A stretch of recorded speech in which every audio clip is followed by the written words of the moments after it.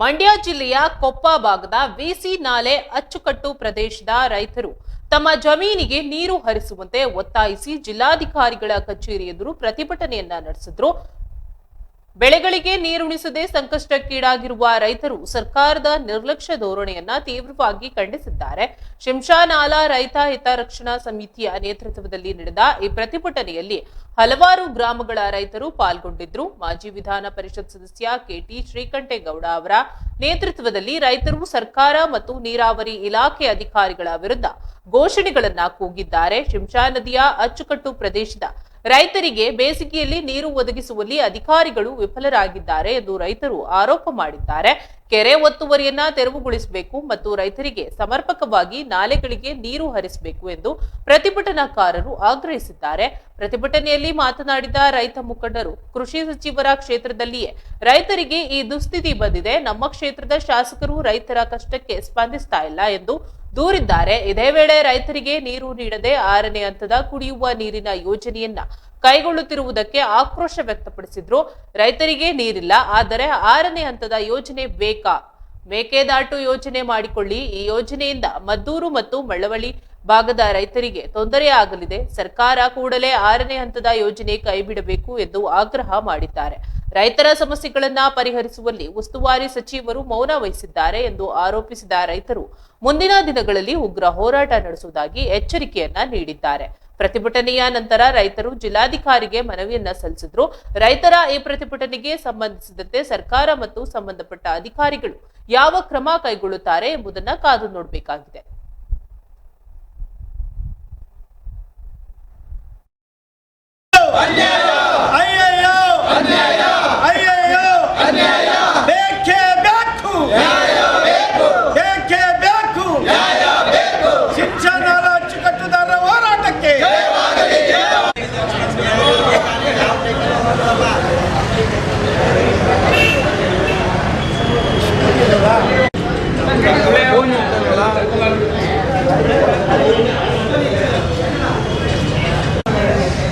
ಶಿಂಷಾನಾಲಾ ಹಿತರಕ್ಷಣಾ ಸಮಿತಿ ಹೋರಾಟಕ್ಕೆ, ಶಿಂಷಾನಾಲಾ ರೈತ ಹಿತರಕ್ಷಣಾ ಸಮಿತಿ ಹೋರಾಟಕ್ಕೆ ಎಲ್ಲಿವರೆಗೆ ಹೋರಾಟ? ಎಲ್ಲಿವರೆಗೆ ಹೋರಾಟ? ಎಲ್ಲಿವರೆಗೆ ಹೋರಾಟ? ನೀವು ಎಸ್ ತಕ್ಷಣ ಮಾತಾಡ್ತೀನಿ. ಇಂದು ನಿಮ್ಮ ಶಿಂಷಾನಾಲಾ ಹಿತರಕ್ಷಣಾ ಸಮಿತಿಯ ಅಡಿಯಲ್ಲಿ ಶಿಂಷಾ ಭಾಗದ ಅಚ್ಚುಕಟ್ಟುದಾರರ ಒಂದು ಹೋರಾಟ ನಡೆದಿದೆ. ಕಳೆದ 40-50 ವರ್ಷಗಳಿಂದ ನಿರಂತರವಾಗಿ ಶಿಂಷಾ ಅಚ್ಚುಕಟ್ಟುದಾರರಿಗೆ ಬೇಸಿಗೆ ಬೆಳೆಯೂ ಕೂಡ ಅತ್ಯಂತ ಸಮರ್ಪಕವಾಗಿ ಪೂರೈಕೆ ಆಗ್ತಾಯಿತ್ತು.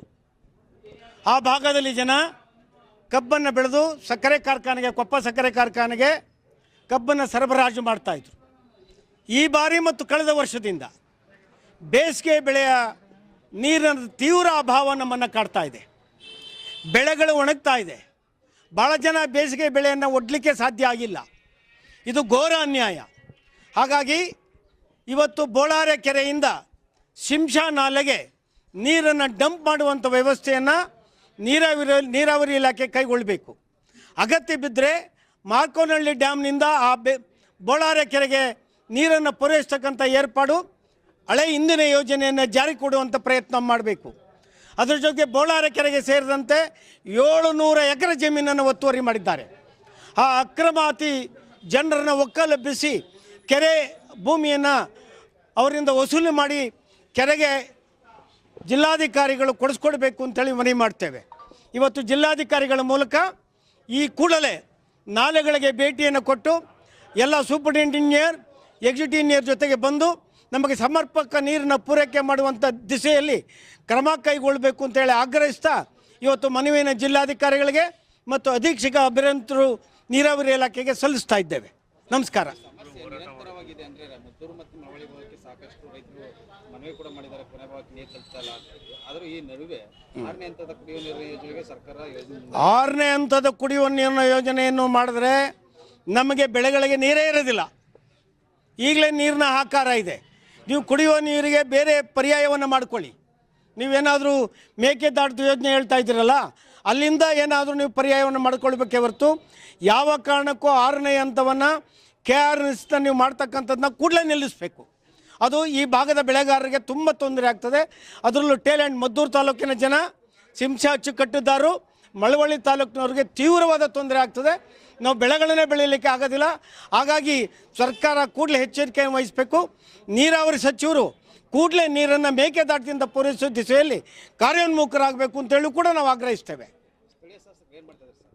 ಇಲ್ಲಿ ಏನಾಗಿದೆ, ನಮ್ಮ ಭಾಗ ನಾಗಮಂಗಲಕ್ಕೆ ಸೇರಿದೆ. ನಾಗಮಂಗಲೂರು ಯಾವುದೇ ಪಕ್ಷದವರಲ್ಲಿ ನಮ್ಮ ಭಾಗದ ಬಗ್ಗೆ ನಮ್ಮ ಸಮಸ್ಯೆಗಳೇ ಅವ್ರಿಗೆ ಅರ್ಥ ಆಗೋದಿಲ್ಲ. ನಮ್ಮ ಸಮಸ್ಯೆಗಳಿಗೆ ಪರಿಹಾರ ಕೊಡಿಸೋದೂ ಇಲ್ಲ.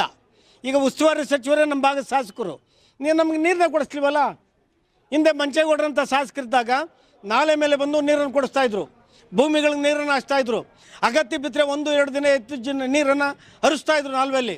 ಭೂಮಿ ನೀರು ಹರಿಯುವವರೆಗೆ ಅವರು ಎಚ್ಚರಿಕೆಯನ್ನು ವಹಿಸ್ತಾಯಿದ್ರು. ಈಗ ನಮ್ಗೆ ಕೇಳೋರೇ ಇಲ್ಲವಾಗಿದೆ. ಹಾಗಾಗಿ ಅನಿವಾರ್ಯವಾಗಿ ಇವತ್ತು ನಾವು ಈ ಹೋರಾಟಕ್ಕೆ ಬಂದಿದ್ದೇವೆ. ನೀರೇ ಬೇಕೇ ಬೇಕು. ನಾವು ಬೆಳೆ ಬೆಳಿಬೇಕಲ್ಲ, ನಾವು ಬದುಕಬೇಕು ಮತ್ತು ಬೆಳೆ ಬೆಳೆದು ಜನರಿಗೂ ಕೊಡಬೇಕಲ್ಲ, ಸಮಾಜಕ್ಕೂ ರಾಷ್ಟ್ರಕ್ಕೂ ರಾಜ್ಯಕ್ಕೂ ಬೆಳೆ ಬೆಳೆದು ಕೊಡಬೇಕಲ್ಲ. ಹಾಗಾಗಿ ಈ ಹಿಂದಿನಂತೆ ಬೇಸಿಗೆಯಲ್ಲಿ ಸಮರ್ಪಕವಾಗಿ ನೀರು ಪೂರೈಸ್ತಕ್ಕಂಥ ಯೋಜನೆಗೆ ಕೂಡಲೇ ಸರ್ಕಾರ ಮುಂದಾಗಬೇಕು ಅಂತೇಳಿ ನಾನು ಆಗ್ರಹಿಸ್ತೇನೆ. ಉಸ್ತುವಾರಿ ಸಚಿವರು ಮನಸ್ಸು ಮಾಡಿದ್ರೆ ನಮ್ಮ ಸಮಸ್ಯೆಗಳನ್ನು ಪರಿಹಾರ ಮಾಡೋದು ದೊಡ್ಡದಲ್ಲ. ಯಾಕೆ ಮನಸ್ಸು ಮಾಡ್ತಾಯಿಲ್ಲ ನಮ್ಗೆ ಅರ್ಥ ಆಗ್ತಾ ಇಲ್ಲ. ಅದಕ್ಕಾಗಿ ನಾವು ಇವತ್ತು ಹೋರಾಟಕ್ಕೆ ಬಂದಿದ್ದೇವೆ. ಹೋರಾಟ ನಮ್ಮ ಬೇಡಿಕೆಯನ್ನು ಈಡೇರಿಸ್ತೇ ಹೋದರೆ ನಿರಂತರವಾದ ಮತ್ತು ಉಗ್ರ ಸ್ವರೂಪವಾದಂಥ ಹೋರಾಟವನ್ನು ಕೈಗೊಳ್ಳಬೇಕಾಗ್ತದೆ. ಇನ್ನು ದೊಡ್ಡ ಸಂಖ್ಯೆಯಲ್ಲಿ ಹೋರಾಟವನ್ನು ರೂಪಿಸಬೇಕಾಗ್ತದೆ. Thank you.